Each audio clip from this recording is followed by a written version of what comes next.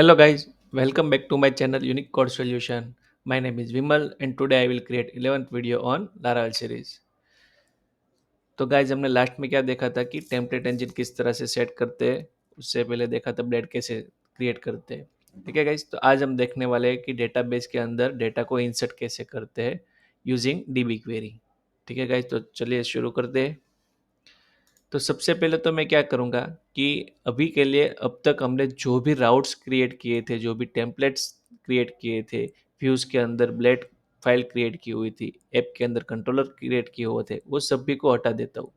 पूरे नए सिरे से शुरुआत करते हैं। ठीक है, क्योंकि क्या है कि यहाँ पे टेस्ट डेमो ये सब निकल जाएगा तो परफेक्ट लगेगा।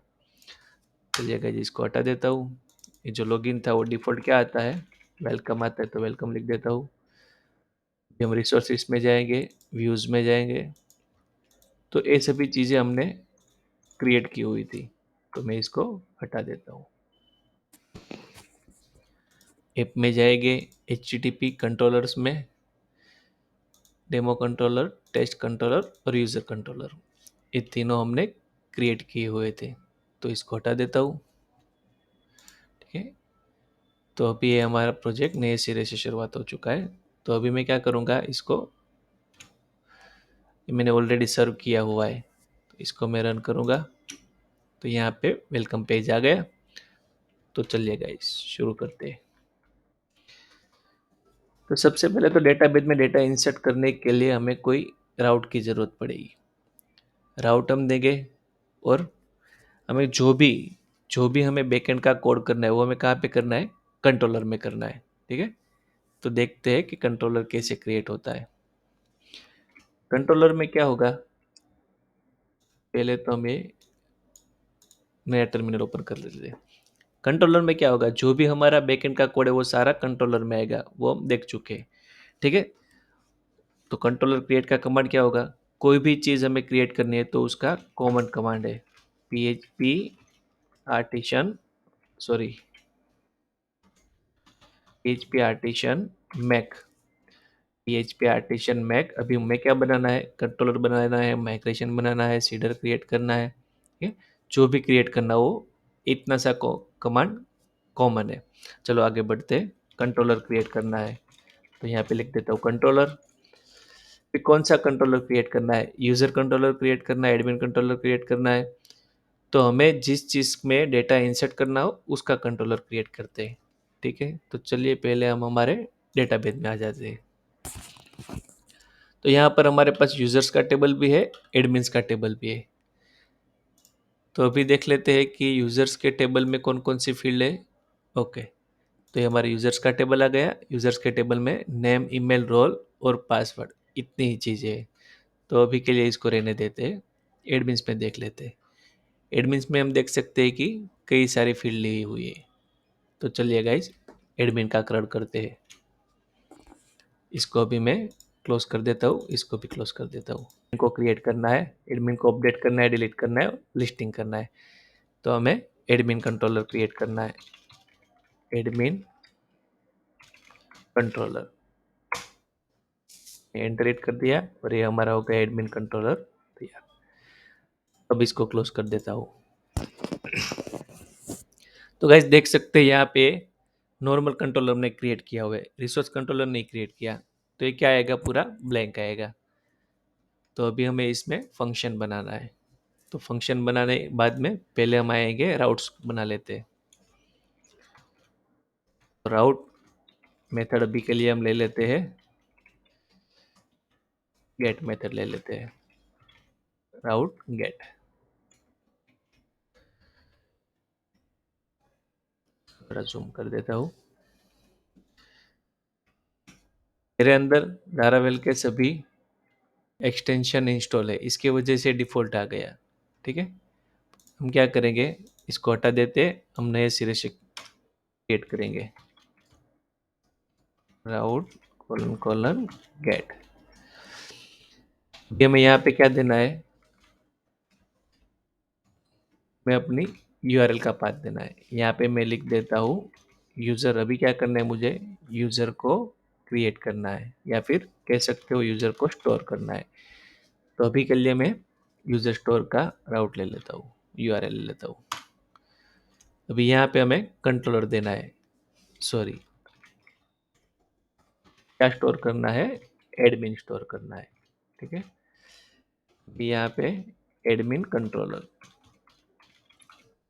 Admin controller colon colon class. जो हमने एडमिन कंट्रोलर का यूज किया है तो हमें ऊपर लिखना रहेगा कि एडमिन कंट्रोलर हमें चाहिए, मुझे उसका काम है। पर जैसे कि मैंने बताया था कि मेरे में ऑलरेडी एक्सटेंशन इंस्टॉल है, तो यहाँ पे एडमिन कंट्रोलर ऑटोमेटिक आ जाएगा। ठीक है, अभी ये सब चीज़ की हमें ज़रूरत नहीं है, तो इसको हटा देता हूँ, टेस्ट कंट्रोलर को भी हटा देता हूँ, यूज़र कंट्रोलर को भी हटा देता हूँ। ये आ गया हमारा एडमिन कंट्रोलर क्लास। कोमा देके सिंगल और डबल कोट में आप अपने फंक्शन का नेम लिख सकते हो। तो अभी के लिए मैं लिख देता हूँ स्टोर, क्योंकि मुझे यहाँ पे एडमिन को स्टोर करना है। ठीक है, यहाँ पे सेमीकोलन देके कंप्लीट। तो ये हमारा राउट कंप्लीट हो गया है। तो अभी हमने क्या किया कि एडमिन स्टोर के राउट में जाएगा तो एडमिन कंट्रोलर का क्लास कॉल होगा और उसमें स्टोर नाम का फंक्शन कॉल होगा। तो चलिए गाइज, पर यहाँ पे तो कोई स्टोर नाम का फंक्शन है नहीं, कोई बात नहीं, हम क्रिएट कर लेते हैं।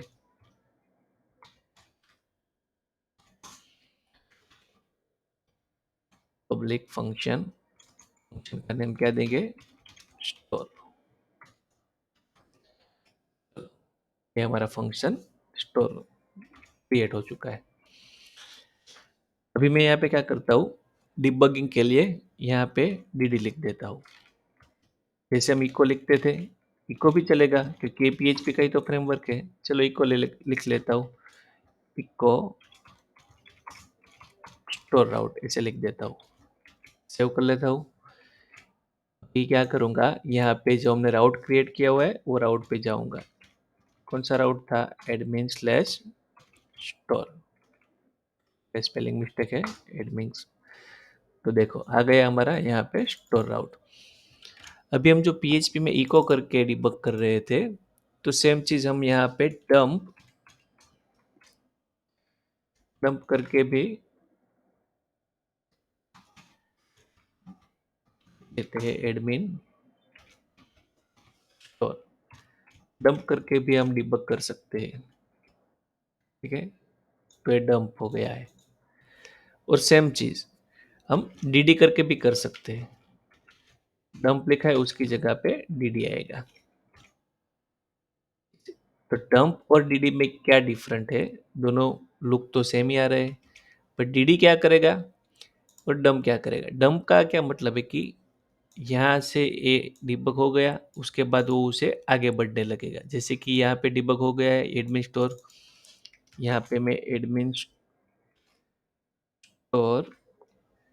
dd ऐसे लिख देता हूँ, सेव करता हूँ, रिफ्रेश। तो पहले ये कॉल हुआ, फिर ये डंप, पहले इको हुआ, फिर ये डंप हुआ, उसके बाद dd हुआ। तो डंप ने क्या किया कि उसने उसका डंप कर दिया और उसे आगे बढ़ने दिया।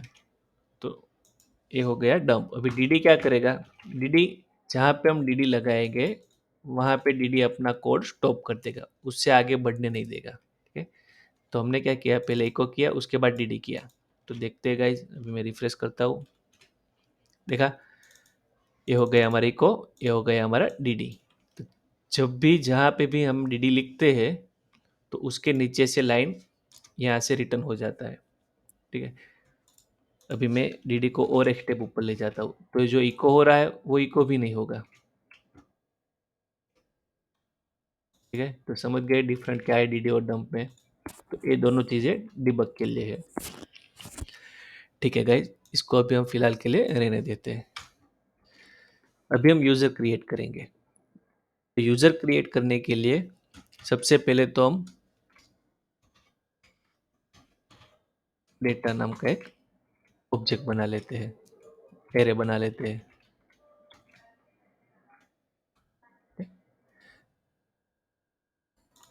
अभी हमारे पास कौन कौन सी फील्ड है, first name, last name, email, gender. तो ये सारी चीज़ का हम यहाँ पे ऑब्जेक्ट बनाएंगे। जैसे कि फर्स्ट नेम। फर्स्ट नेम की यहाँ पे ये हो गई हमारी, ये हो गया हमारा की, ये हो गई हमारी वैल्यू। जैसे जैसे जितनी भी फील्ड हमें मिल रही है, ठीक है गाइस, उस सब की सब फील्ड का एक हमें एक ऑब्जेक्ट बनाना है, लाइक दिस। ये हो गया हमारा फर्स्ट नेम, ये हो गया हमारा लास्ट नेम, ये हो गया ईमेल, ये हो गया मोबाइल नंबर, हो गया sender. City ID address type, यहाँ पे लिख देते हैं सिटी आईडी एड्रेस टाइप।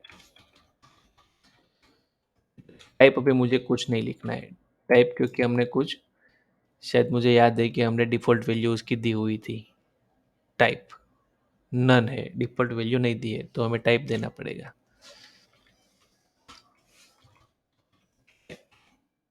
के बाद आता है इज एक्टिव, जो डिफ़ॉल्ट ज़ीरो रहेगा। अगर हमें एक्टिव करना है तो एक्टिव करेंगे, वरना क्या रहेगा, डिफ़ॉल्ट ज़ीरो रहेगा। तो इसको अभी फ़िलहाल के लिए हम नहीं डालते। तो ये सारी चीज़ें हो गई हमारी फील्ड का नेम। अभी हमें क्या करना है, इसको बोलते कि यहाँ पे हमें उसकी वैल्यू देनी है कि फर्स्ट नेम फील्ड में आएगा। चलो हम टेस्ट ले लेते हैं, यहाँ पे ले लेते हैं यूज़र नेम, ले लेते हैं test@gmail.com। मोबाइल नंबर ले लेते हैं। ठीक है, यहाँ पे हम कीज और वैल्यू लिख रहे हैं। तो अभी जब भी हम यहाँ पे नंबर लिखते हैं, ठीक है, तो हमें सिंगल कोट या डबल कोट करने की ज़रूरत नहीं है। नंबर्स को हम ऐसे भी लिख सकते हैं। सेंटर में मैं लिख देता हूँ मेल, सिटी आईडी, आईडी भी इंटीजर मिलेगी। ठीक है, अभी के लिए मैं 4 लिख देता हूँ, तो मुझे इसको सिंगल कोट डबल कोट में लिखने की ज़रूरत नहीं है। ठीक है, एड्रेस में सिर्फ मैं सूरत लिख देता हूँ, क्योंकि मैं सूरत से बिलोंग करता हूँ। टाइप, टाइप फील्ड में क्या आएगा, इंटीजर है, तो हमें कोटेशन की ज़रूरत नहीं है। हम टाइप उसका 1 भी दे सकते हैं, 2 दे सकते हैं। तो गाइज ये हो गया हमारा एरे ऑब्जेक्ट तैयार। अभी हमें क्या करना है, ये पूरे डेटा को हमें इंसर्ट करना है। तो किस तरह से इंसर्ट होगा, तो ये है इंसर्ट की query, db colon colon table, और यहाँ पे हमें टेबल का नेम देना है। हमारे टेबल का नाम क्या है, एडमिन्स। ठीक है, db कॉलन एडमिन्स। अभी हमें क्या करना है गाइस, अभी हमें डेटा को इंसर्ट करना है। तो यहाँ पे जस्ट हमें ऐसा लिखना है, इंसर्ट, और काउंट्स के अंदर लिखना है कि इंसर्ट करना है, ठीक है, पर क्या इंसर्ट करना है। तो ये हमने जो डेटा का ऑब्जेक्ट बनाया था, एरे ऑफ ऑब्जेक्ट बनाया था, उसको यहाँ पे लिख देना है। तो ये पूरा जो है वो यहाँ पे इंसर्ट हो जाएगा। बस इतनी सी क्वेरी है। ठीक है, अभी जो मैंने बोला था कि वेब में जो भी चीज़ें यहाँ पे ग्रीन कलर में आती है, वो सारी चीज़ें हमने यूज़ की हुई होती है, तो हमें उसको यूज़ करना रहता है। जैसे कि यहाँ पे राउट हमने यूज़ किया है, तो यहाँ पे हमें यूज़ करना रहेगा। यहाँ पे एडमिन यूज़ किया है, तो यहाँ पे यूज़ करके उसको बताना पड़ेगा कि ये चीज़ मैंने यूज़ की हुई है। Same here,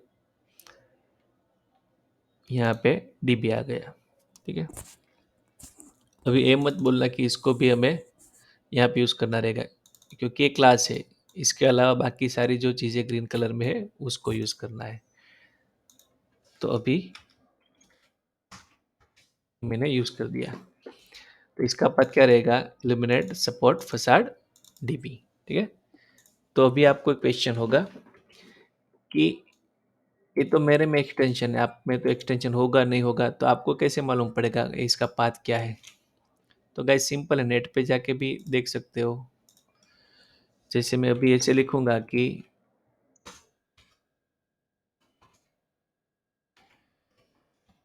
use Bibi in Laravel, Bibi in Laravel controller.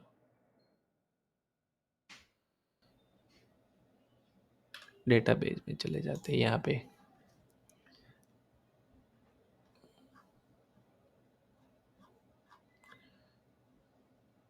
देखो मिल गया हमें डॉक्यूमेंटेशन में से, तो यहाँ से आप उठा सकते हो। ठीक है, चलो मैं इसको वापस से क्लोज कर देता हूँ, इसको क्लोज कर देता हूँ, इसको भी क्लोज कर देता हूँ। चलिए गाइस, तो बस इतना था। इतना सा करने से हमारा डेटा इंसर्ट हो जाएगा। ठीक है गाइस, तो अभी क्या होगा कि इंसर्ट तो हो गया, पर मैं अभी के लिए यहाँ पे मैसेज प्रिंट कर देता हूँ कि, एडमिन क्रिएटेड सक्सेसफुली। तो क्या है, हमें मालूम पड़ जाएगा कि एडमिन क्रिएट हो चुका है। चलिए गाइस, मैं पेज को रिफ्रेश करता हूँ, मीन्स ये यूआरएल को हिट करता हूँ।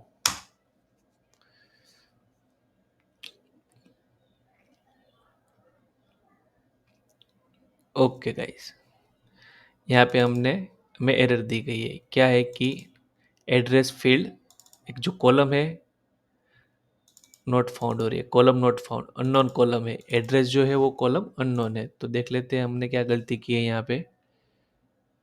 देखो गाइस, देख सकते हो हमने यहाँ पे स्पेलिंग मिस्टेक किया था। तो यहाँ पे जो स्पेलिंग लिखा हुआ है वही स्पेलिंग हमें, जो हमारा ऑब्जेक्ट क्रिएट किया हुआ था वहीं पे लिखना रहेगा एड्रेस। या फिर दूसरा ऑप्शन क्या है, यहाँ पे आपको स्पेलिंग सही से करना पड़ेगा। ठीक है, हम दोनों चीज़ करके देखते हैं। अभी के लिए मैं यहाँ पे गलत स्पेलिंग लिख देता हूँ जो यहाँ पे दिया गया था। ठीक है, चलिए वापस से मैं इसको हिट करता हूँ यूआरएल। तो देखो यहाँ पे गाइस आ गया एडमिन क्रिएटेड सक्सेसफुली। तो अभी जाके देखते हैं यहाँ पे कि एडमिन का डेटा मिला या नहीं मिला। रिफ्रेश, तो देखो गाइस, देख सकते हैं यहाँ पे हमारा एडमिन क्रिएट हो चुका है।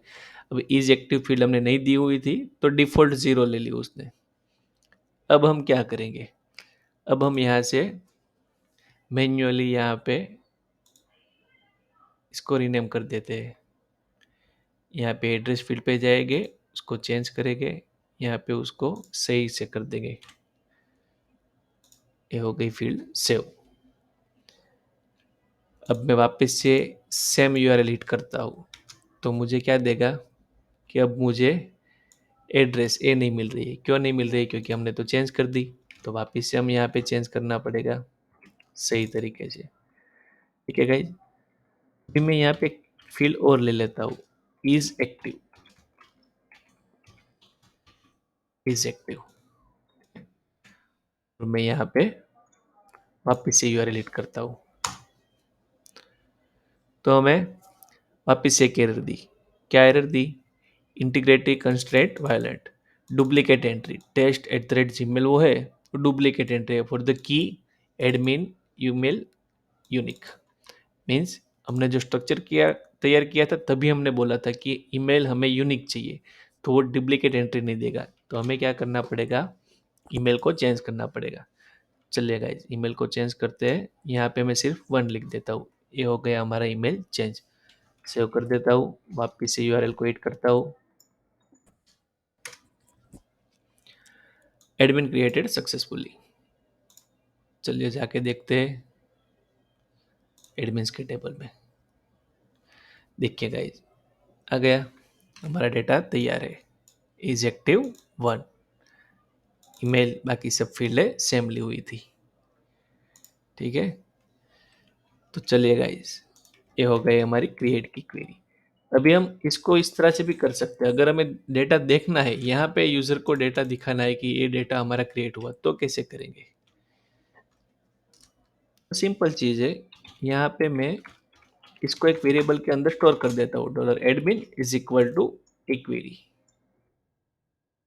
अभी यहाँ पे कोमा करके एडमिन क्रिएटेड सक्सेसफुली भी रखूंगा, और कोमा करके यहाँ से एडमिन का डेटा भी भेज दूंगा एडमिन। तो जो एडमिन है क्वेरी एग्जीक्यूट होगी, वो इसमें स्टोर हो जाएगा डेटा, और हमें यहाँ पे शो कराएगा। वापिस से यहाँ पे टू कर देता हूँ, नंबर चेंज कर देता हूँ, जगह फीमेल कर देता हूँ, सिटी ID 3 कर 2 कर देता हूँ। यहाँ पे आके यूआरएल को हिट करता हूँ। जेंडर में कुछ दिक्कत है, data truncated for column gender at row 1। Female. यहाँ पे देखते हैं, हमने इनम लिखा हुआ था तो वहाँ पे भी शायद हमने कोई गलती कर दी होगी स्पेलिंग में।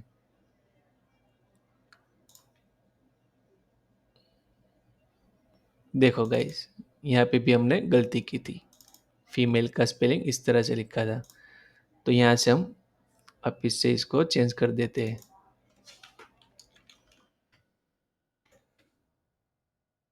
सेव कर देते हैं। वापिस से यूआरएल एडिट करता हूँ, एडमिन क्रिएटेड सक्सेसफुली। ओके, यहाँ पे हमें मिला ट्रू। तो हमने क्या किया था कि हमने ये एक क्वेरी लिखी हुई है, ठीक है, ये हमने क्वेरी लिखी हुई है। तो ये जो क्वेरी है वो एग्जीक्यूट हुई या नहीं, हमें ये आंसर मिला यहाँ पे। जो एडमिन के अंदर क्वेरी है, हमने यहाँ पे क्या किया था, क्वेरी एग्जीक्यूट की थी। तो क्वेरी एग्जीक्यूट हुई, हाँ हुई है, ट्रू। ठीक है, जो हमें डेटा देखना है वो तो हमने ऑलरेडी यहाँ पे लिखा हुआ है, तो हम यहाँ से डेटा भेज सकते हैं। तो यहाँ से डेटा देख सकते हैं। एक इस तरह से होता है, एक क्वेरी थी इसकी वजह से हुआ। जब हम मॉडल का यूज़ करेंगे तब हमें एडमिन में से डायरेक्ट डेटा मिल जाएगा। ठीक है गाइज, तो वापस से एक बार यहाँ पे चेंज कर लेते हैं, ईमेल 3 लिख देते हैं, सेव करते हैं, वापस से एड करते हैं यूआरएल। देखो गाइज, मिल गया हमें डेटा। तो ये हो गया हमारा डेटा इंसर्ट। इसको हटा देते हैं। ठीक है गाइज, ये हमारा हो गया इंसर्ट। तो आज के लिए इतना ही। अगर आपको मेरा वीडियो पसंद आए तो प्लीज़ गाइज लाइक कीजिए, और अभी तक आपने मेरी चैनल को सब्सक्राइब नहीं किया है तो प्लीज़ गाइज सब्सक्राइब कीजिए। तब तक के लिए bye guys, thank you, take care.